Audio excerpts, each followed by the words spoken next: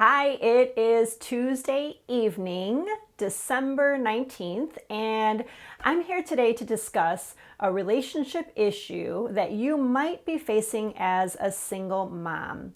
When you join me, you can guarantee that you will get tips that support you in being the best at home and at work.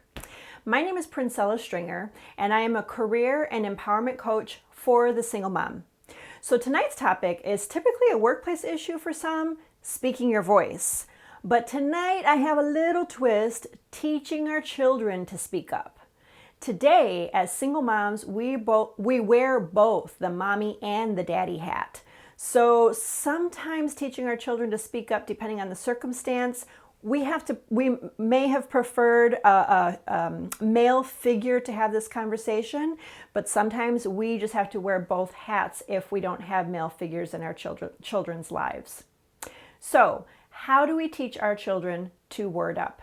I have 4 solid tips to help you guide your kids to wording up. Now, on Sunday night, we did talk about how you can show up at work, how to be assertive, how to have that assertive side show up when it counts most. And we know as adults, it's pretty challenging sometimes.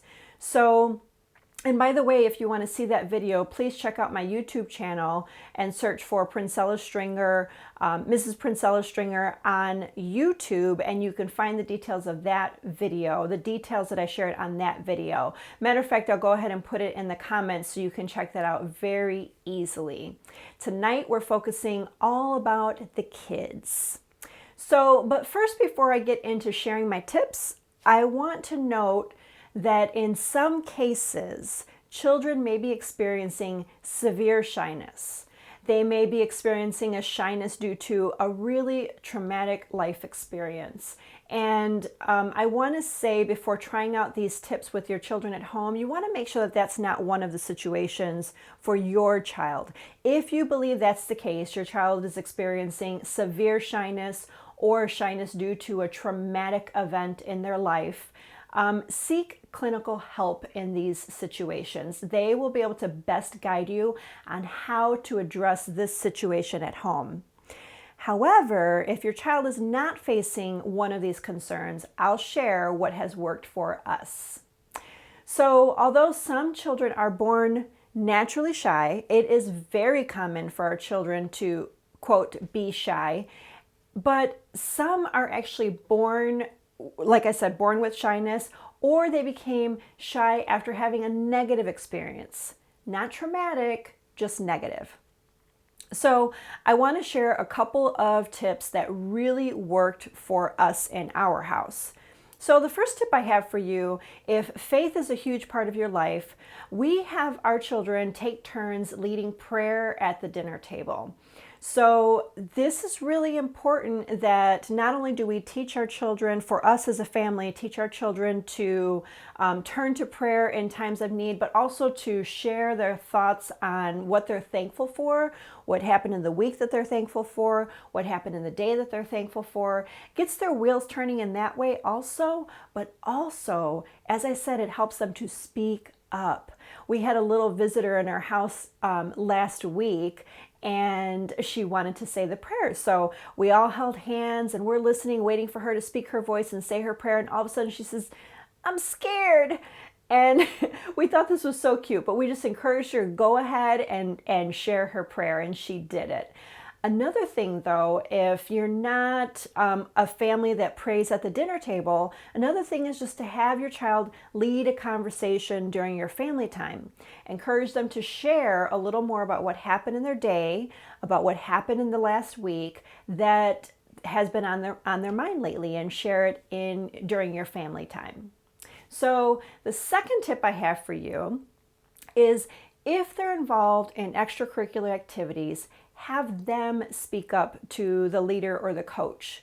Now, obviously, we're training our children not to be disrespectful. We need to teach our children how to respectfully share their opinion. I've shared this in a video in the past where this is so important, to teach them to speak their voice and know how to do it in a very respectful manner. It is okay, more than okay, to speak your feelings and how you feel and what you think in a situation. And we must never teach our children to hold those feelings back. We must teach our children how to do it respectfully and to honor others that are around us. So we want to be the first ones to go to the coach and go to the teacher to say things that our child has a question about, or that we have a question about. Encourage them to be the one to step up and do that. The third tip I have for you actually came from my stepdaughter, Emily.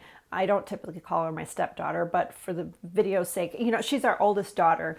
I got this tip from her. She said, I decided to join drama club because sometimes I feel like I'm a little too shy and I hold back on speaking up. So I wanted to join the drama club to help me get over that. I thought it was a very mature thing to say, a mature thing to do.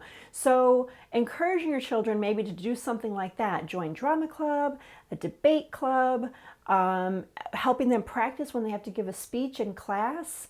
And even if they join one of those clubs and they're not quite ready to be all in and dive in, totally involved, at least having them be around others that can stand up and speak is very, very helpful. It gets them used to the idea that it's okay to do that and it's good to do that. And the more they witness it and see others doing it, they will want to do it more often.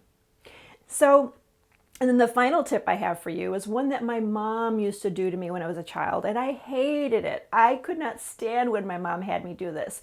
But looking back now, I know that it was a really good thing for me, because I was a child that was born naturally shy. Believe it or not, I'm on these videos every week, 3 times a week, but I was born naturally shy. So mom used to have me make phone calls for her. This was her tactic in helping me break out of my shy shell, I'll call it. So she'd have me make phone calls like check on the electric bill, call 411. Remember 411, guys? Call 411 to find out a phone number for somewhere. And this was not my favorite thing in my childhood. But today I am so glad she did that. So guess what I do today? So all of these tips combined helped our children really be able to stand up and speak their voice even when they feel uncomfortable. Even when they feel uncomfortable, following these tips will help them have the courage to do it. So again, my name is Princella Stringer, career and empowerment coach for the single mom. And I'm here to help give you tips to help you to be better at home and be better at the workplace. So thanks for joining me and have a great night, and we'll see you on Sunday night. Bye-bye.